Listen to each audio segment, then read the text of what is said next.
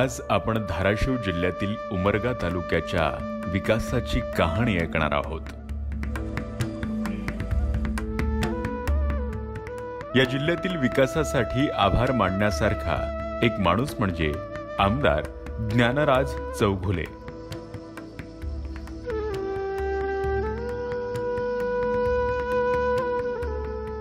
त्यांच्या आणि मुख्यमंत्री श्री एकनाथ शिंदे यांच्या समर्थनामुळे या जिल्ह्यातील अनेक प्रकल्प पूर्ण झाले आहेत। आपण बघितलं असेल 2.5 वर्षाच्या कालखंडात उमरगा आणि लोहारा तालुक्यात काम करत असताना विकासाची जास्त कामं आपण करू शकलो। येथील नाल्याच्या सौंदर्यीकरणाचे काम वेगात सुरू झाले आहे। या कामामुळे नाल्याकाठचा परिसर आता सुंदर आणि स्वच्छ झाला असून तेथे नागरिकांसाठी वॉकिंग ट्रॅक देखील बनवण्याचे काम सुरू आहे। लोहारा तालुक्याची पिण्याच्या पाण्याची खूप मोठी समस्या होती, सातत्याने ती मागणी होती। ती योजना आता पूर्णत्वाकडे गेलेली आहे। थोड्या दिवसात काही योजनेला सुरुवात होईल। शिवपुरी रस्ता जो पूर्वी अतिशय खराब होता आता मजबूत झालाय। या रस्त्यामुळे स्थानिक लोकांना मोठा आराम झालाय। पहिली हे रोड जी होती ना खूप खराब होती, आता हे रोड एकदम छान झालेली आहे।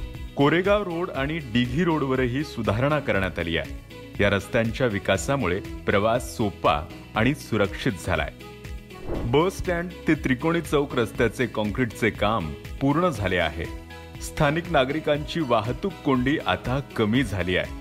भुरे गावातील विकासात नवीन स्मशानभूमीचे काम पूर्णत्वास आले आहे।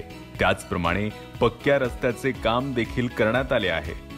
या विकासामुळे गावातील सामाजिक सुविधांमध्ये मोठा बदल झालाय आणि सर्वात महत्त्वाचे म्हणजे येथे नवीन जिल्हा कोर्टाची इमारत उभी करण्यात आली आहे। यामुळे न्यायाची प्रक्रिया अधिक सुलभ आणि तत्पर झाली आहे। डॉक्टर बाबासाहेब आंबेडकर यांच्या अस्थी सालेगाव या ठिकाणी होत्या आणि बाबासाहेबांच्या 125व्या जयंतीनिमित्त विधानसभेत ते भूमिका मी मांडली आणि सरकार दरबारी या भागातल्या सगळ्या समस्या सांगून सालेगाव सारख्या एखाद्या छोट्याशा गावात सुद्धा डॉक्टर बाबासाहेब आंबेडकर यांचं स्मारक राहावं म्हणून आपण 14 कोटीची मागणी केली होती। पहिल्या फेज मध्ये 5 कोटी मिळाले, सेकंड फेजला आपण 6 कोटी रुपये मिळवले। उर्वरित पैसे आपण तात्काळ मिळणार आहोत। त्याची बिल्डिंग सुद्धा तयार झालेली आहे। या सर्व विकास कामांमध्ये आमदार ज्ञानराज चौघुले आणि मुख्यमंत्री श्री एकनाथजी शिंदे यांचे अमूल्य योगदान आहे।